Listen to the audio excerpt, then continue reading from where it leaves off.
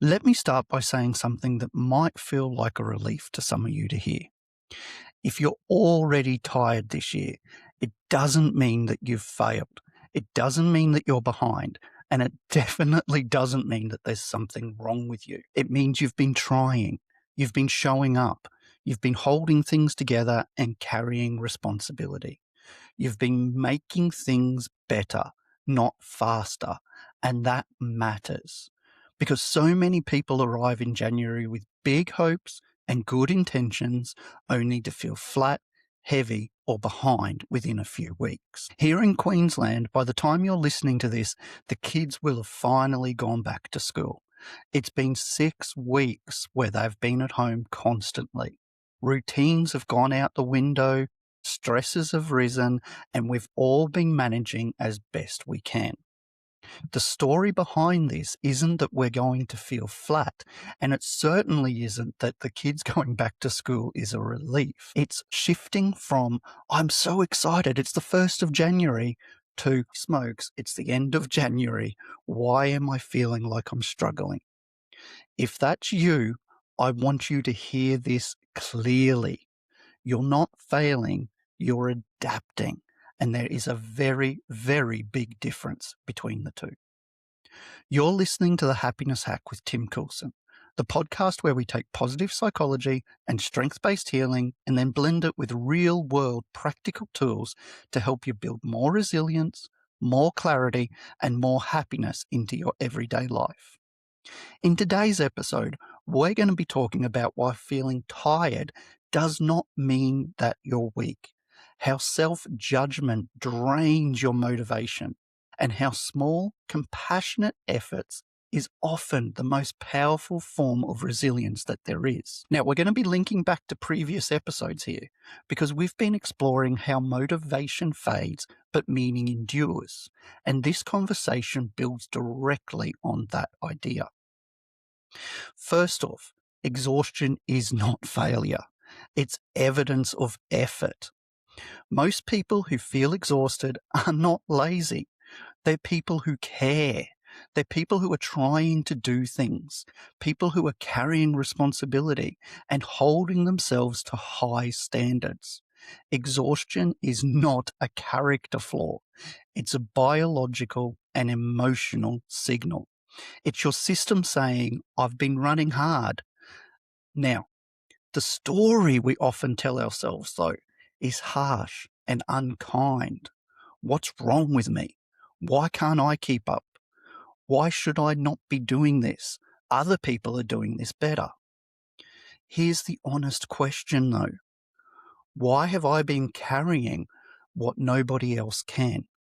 Because when you start asking that question, your exhaustion begins to make sense.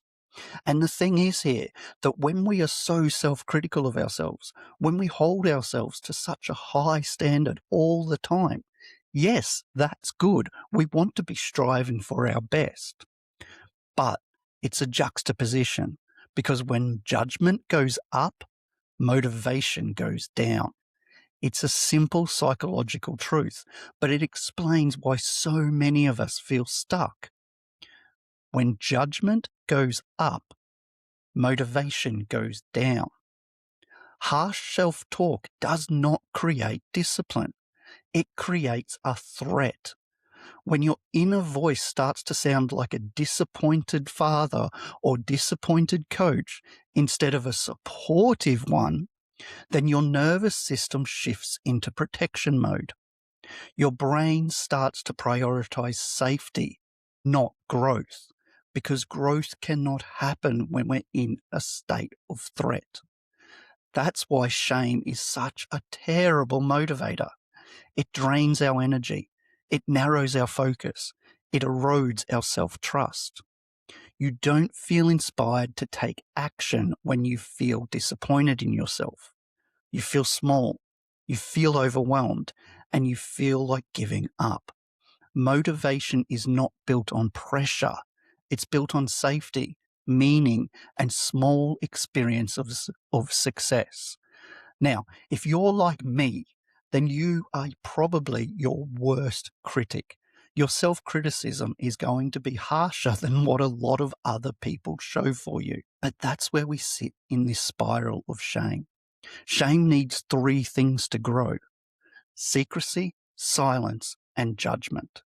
When we sit with these judgment on ourselves, when we're constantly criticizing ourselves, we're inadvertently giving it all three ingredients. So what we need to do instead is slowly shift, slowly move forward, treat ourselves with some self-compassion and empathy, create a sense of psychological safety, and find those small experiences of success.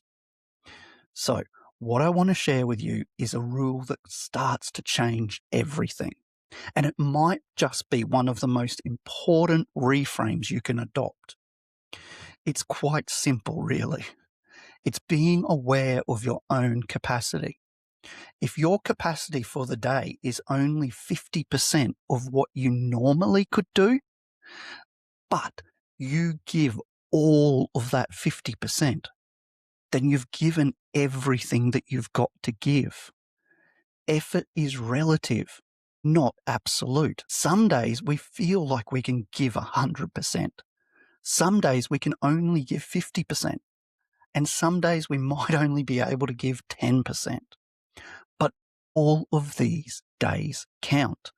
If we constantly show up for ourselves and deliver everything that we've got for that day, then if we look back and go, I did the best I could, it's much less self-judgment than I only did this.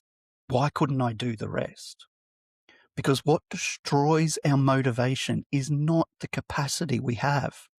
It's the unrealistic expectations we carry about our capacity.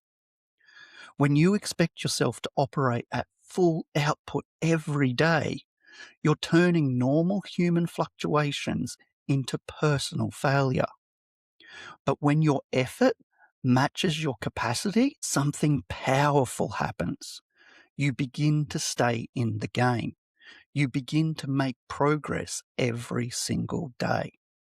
This is why we need to redefine resilience. Resilience is not how much you can endure. It's about how well you can adapt without abandoning yourself. Real resilience is flexible. It adjusts effort based on reality. It respects limits. It prioritizes sustainability over big, heroic pushes. Resilient people are not the ones who grind the hardest. They're simply the ones who recalibrate the fastest. Let's be real. You've been working through Christmas, New Year's, back to school. Throw in a few other things around that time of year. This is a draining period. If you live in Australia, then your kids have just had 6 weeks off. They've broken their routine. You're giving more effort, more attention, more constant need to be on for them. If you're like so many families here at the moment, then you probably haven't been able to have time off work either. So you're trying to balance the home life and the work life, and guilt starts to crawl in.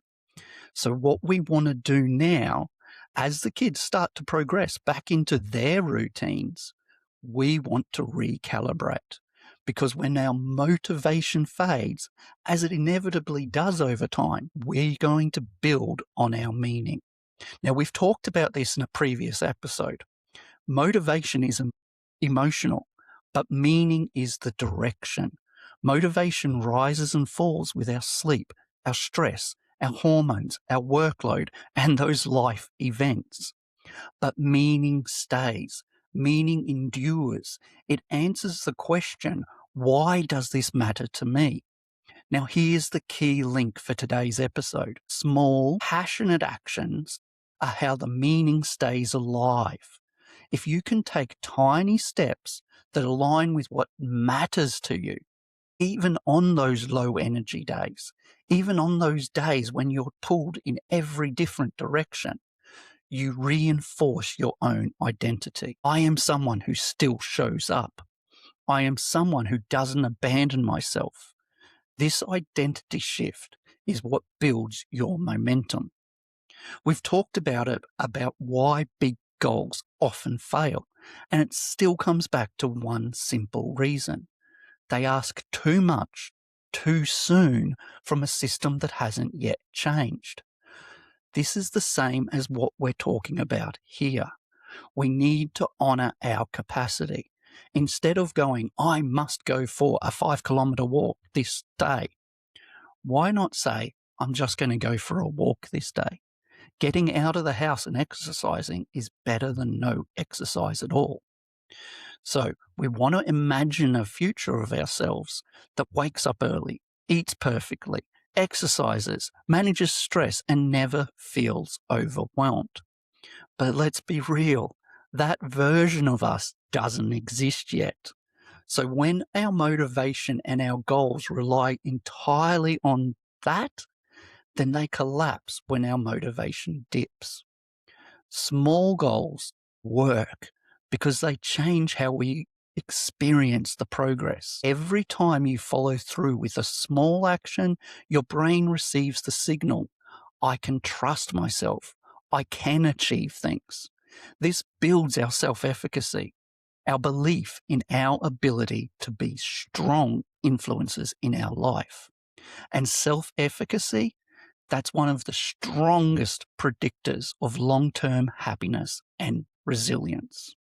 So if you're like a lot of people and your New Year's goal was to get fit, you may have started off with a big bang. Week 1 went okay, week 2 got a little bit messy, and week 3, well, let's say we feel like quitting. Now, I want you to reframe this and present a different goal. If your New Year's goal was simply, I'm going to exercise more, then a walk for 10 minutes after dinner is achieving that. That's it. Some days it might feel silly just how small progress is, but it's still progress. And a few weeks later, it becomes automatic. Then we can add a little bit more.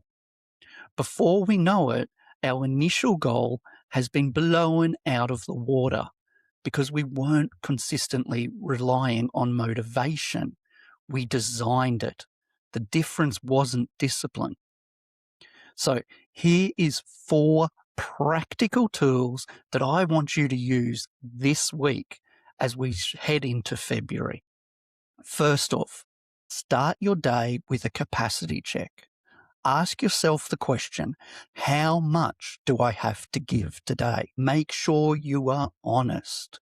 If you're feeling like you've got a lot to do, then be realistic and say, I haven't got 2 hours spare to drive to the gym, exercise, drive back home.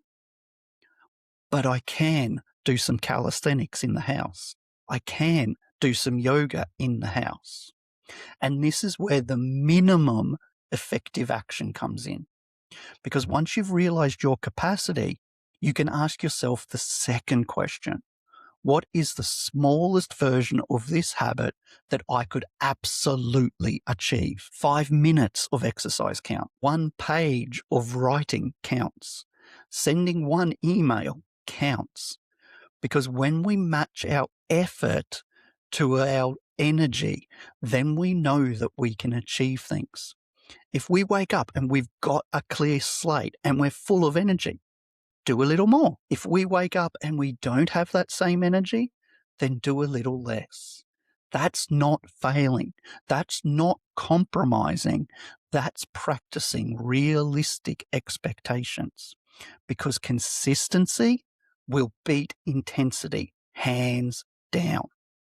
Now, the last thing that I want you to ask yourself is replace that judgment with curiosity. So instead of asking, why can't I feel like this today? Why can't I achieve more today? Try asking instead, what made this harder today? Because curiosity keeps you in growth mode. The judgment pushes you into overwhelm. It pushes you into shutdown. Everything is information. This is one of my favorite phrases, because when we approach life with curiosity, we can learn, We can adapt. And this is the start of the emotional shift that changes everything. We don't need to put more pressure on ourselves. There's so much of it around already. What we need to do is give ourselves permission to be human. Everybody has a capacity. And if we're operating with authenticity and respecting our capacity, but we're still showing up, we're still making forward progress, we start to feel better about ourselves. So remind yourself, you are not behind. You are not broken or failing. You're simply adapting. And adaptation is intelligence and resilience in action. So if you take one thing from today, please let it be this. Small effort done kindly and consistently is far more powerful than big effort done briefly. Motivation will rise and fall. Life will interrupt. Some weeks you'll be better than others. Some days you won't have as good as the last. But none of that means you're failing. It means you're human. You don't have to do everything. You just have to do something that still honors who you're trying to become. I hope this resonated with you. And if you're ready to start making some progress, why not book a session with me? timcoulson.com. That's TIM-COULSON.com. Today we were talking about how small, meaningful actions compound and how honoring our capacity makes sure that we are always moving forward. You've been listening to The Happiness Hack with Tim Coulson. And as always, guys, remember, the day is what you make it.